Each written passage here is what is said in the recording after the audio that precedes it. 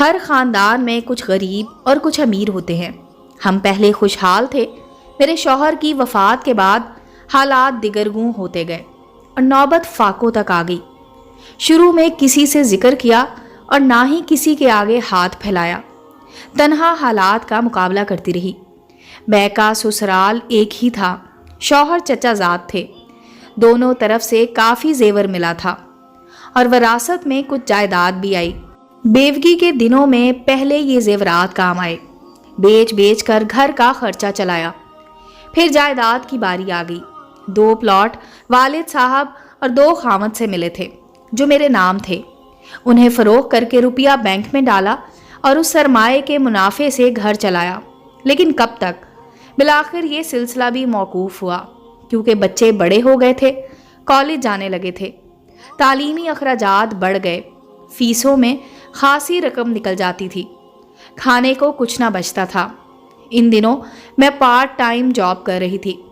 خدا خدا کر کے بڑے بیٹے کاشف نے تعلیم مکمل کر لی، اس کی ملازمت کے لیے تگ و دو کرنے لگی کہ اب وہی اس کشتی کا کھیون ہار اور ہمارا سہارا تھا۔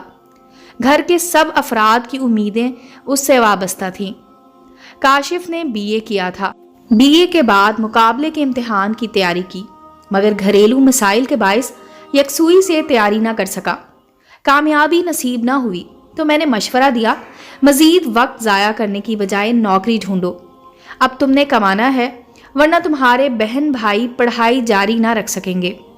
کاشف ایک بار پھر مقابلے کے امتحان کی تیاری کر کے قسمت آزمانا چاہتا تھا، مگر میں نے حالات کو مد نظر رکھتے ہوئے اسے ملازمت پر مجبور کر دیا۔ چاہتی تو بھائیوں سے امداد کی درخواست کر سکتی تھی، تاہم یہ میرے ضمیر نے گوارا نہ کیا۔ ایک قریبی عزیز پولیس آفیسر تھے، ان سے ذکر کیا۔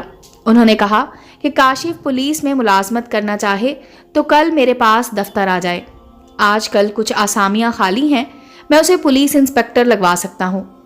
میں نے کاشف سے ذکر کیا، وہ بولا، ماں میں کوئی بھی نوکری کر لوں گا، مگر پولیس میں جانا قبول نہیں ہے۔ آخر کیوں میرے بیٹے؟ لوگ تو ایسی پرکشش نوکری کے لیے ترستے ہیں، ایسی نوکری پا کر لوگوں کے وارے نیارے ہو جاتے ہیں۔ میں نے بے خیالی میں کہہ دیا۔ میری بات سن کر کاشف کا رنگ یوں اڑ گیا جیسے اسے خدا نخواستہ کسی نے بجلی کا کرنٹ لگا دیا ہو۔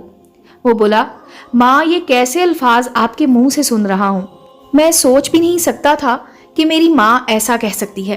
کیوں بیٹے، کیا میں نے کچھ غلط کہہ دیا ہے؟ غلط؟ حیرت ہے امی جان، غلط نہیں بلکہ صریحاً غلط، بہت زیادہ غلط کہہ دیا ہے۔ اب میں بیٹے کا منہ تک رہی تھی، میں کچھ سمجھ نہ پا رہی تھی۔ تبھی میرا بیٹا بولا، امی جان پولیس کی نوکری میں بہت پیسہ ہے۔ آپ نے یہی کہا نا؟ تو اس کا کیا مطلب ہے؟ اس کا مطلب ہے کہ کیا میں رشوت لوں؟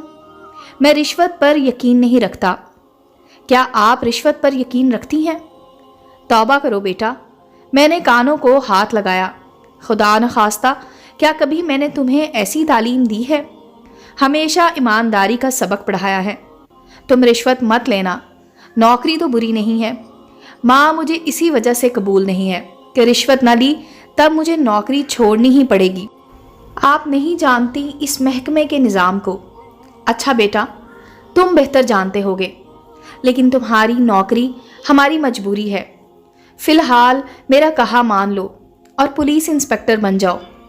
اگر کوئی ایسی ویسی صورتحال درپیش ہوئی تو چھوڑ دینا یہ نوکری، استعفیٰ دے دینا۔